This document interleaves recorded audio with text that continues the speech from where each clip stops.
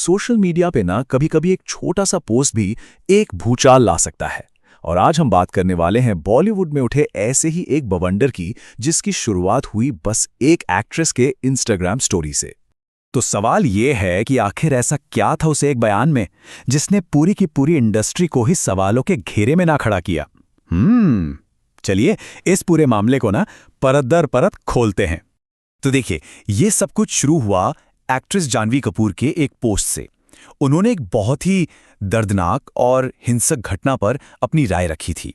तो हुआ ये था कि बांग्लादेश में एक मॉब लिंचिंग हुई दीपू चंद्र दास नाम के एक हिंदू युवक की, जिसे भीड़ ने मार डाला। अब जानवी ने इस घटना को बर्बर और अमानवीय तो कहा ही, साथ में ये भी पॉइंट आउट किया कि भाई ये कोई अकेली घटना नहीं है, ऐसा वहां होता रहता है। लेकिन असली आग तो उनके बयान के उस हिस्से ने लगाई जो एक सीधा सवाल था। उन्होंने पूछा, अगर ये पाखंड नहीं है तो फिर पाखंड क्या है? मतलब सीधा निशाना सिलेक्टिव आउटरीच पर। अब यहां दिलचस्प बात यह है कि जानवी का यह बयान सिर्फ एक घटना पर रिएक्शन नहीं था। नहीं, इसे देखा गया बॉलीवुड के जो तौर तरीके हैं ना, उस पर एक सीधी चुनौती की तरह। और ये जो पाखंड का आरोप है ना, वो इस तुलना से बिल्कुल साफ हो जाता है।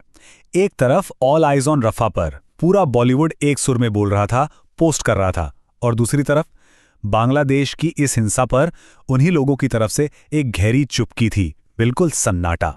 तो यहां जो मेन पॉइंट है ना, वो ये है कि इसे कोई एक दो बार की बात नहीं माना जा रहा।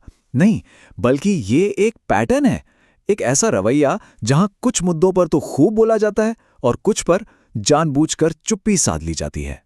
और ये विश्लेषण इस नैरेटिव को और भी खोलकर सामने रखता है। मतलब इसमें तर्क ये दिया गया है कि बॉलीवुड अक्सर अपने पड़ोसी देशों को तो बड़ा शांति प्रिय दिखाता है, जैसे वो बेचारे पीड़ित हों, लेकिन उन्हीं देशों में जो माइनॉरिटीज पर अत्याचार हो रहे हैं उस पर आंखें बंद कर लेता है। और वहीं अगर देश के अंदर कुछ हो जाए तो यही इंडस्ट्री आलोचना करने में सबसे आगे खड़ी नजर आती है।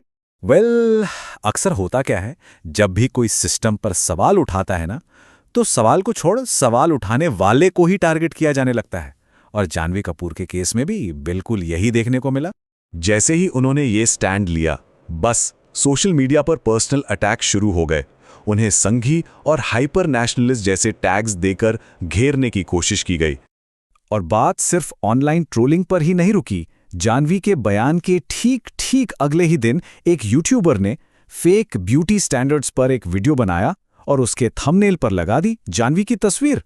अब सोशल मीडिया पर हल्ला मचा तो वो तस्वीर 2 घंटे में हटा ली गई, लेकिन इस घटना की टाइमिंग ने कई सवाल खड़े कर दिए।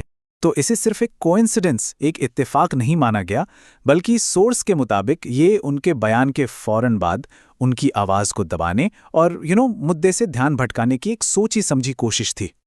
लेकिन हर कहानी का एक दूसरा पहलू भी होता है ना? इस सारी नेगेटिविटी के बीच कुछ ऐसा हुआ जिसकी उम्मीद शायद किसी को नहीं थी।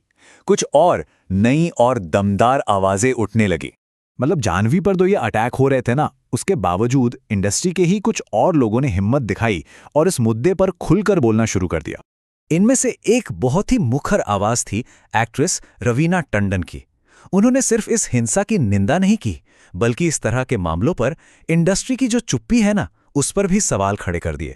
एक्टर्स के अलावा म्यूजिक इंडस्ट्री से भी आवाज आई। सिंगर टोनी कक्कड़ ने तो अपने गाने के लिरिक्स से ही धर्म के नाम पर हो रही इस मारकाट पर सीधा अटैक किया। और एक बहुत बड़ा मोड़ तब आया जब जाने माने इन्फ्लुएंसर मिस्टर फैसू, उन्होंने भी इस हिंसा की निंदा की। सोचिए, एक मुस्लिम क्रिएटर का बांग्लादेश में हिंदुओं पर हो रहे अत्याचार के खिलाफ बोलना, इसे एक बहुत बड़ी और पॉजिटिव बात माना गया।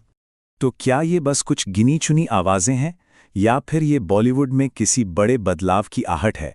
चलिए समझते हैं कि इस पूरे एपिसोड का इंडस्ट्री के लिए मतलब क्या है। और देखें, ये बदलाव इसलिए भी इतना जरूरी है क्योंकि पहले ऐसा नहीं होता था। अतीत में जब भी ऐसी कोई बड़ी घटना होती थी तो इंडस्ट्री में एक अजीब सी चुप्पी पसर जाती थी। लेकिन इसकी तुलना में आज अंदर से ही आवाजों का उठना, ये वाकई एक नई शुरुआत का इशारा है। इंडस्ट्री का ये जो रवैया है ना, इसी को सोर्स में दोहरा और दिखावटी ढांचा कहा गया है, एक तरह का ड्यूअल और प्रिटेंशियस फ्रेमवर्क। पर अब जो हो रहा है उसे देखकर ऐसा लगता है कि इस ढांचे को अंदर से ही चैलेंज मिलना शुरू हो गया है। तो जाह्नवी कपूर, रवीना टंडन, टोनी कक्कड़, मिस्टर फैसू, ये जो आवाज़ें उठी है ना, ये सिर्फ कुछ बयान नहीं है, नहीं, ये इस बात का संकेत है कि बॉलीवुड की जो सालों पुरानी चुप्पी वाली संस्कृति थी वो अब शायद टूट रही है और एक बदलाव की हवा चल पड़ी है। तो अब सवाल यही है कि क्या ये वाकई एक नई सुबह की शुरुआत है? जाह्नवी के उस एक सवाल के बाद बॉलीवुड की आंखें पूरी तरह खुलने में आखिर और कितना वक्त लगेगा?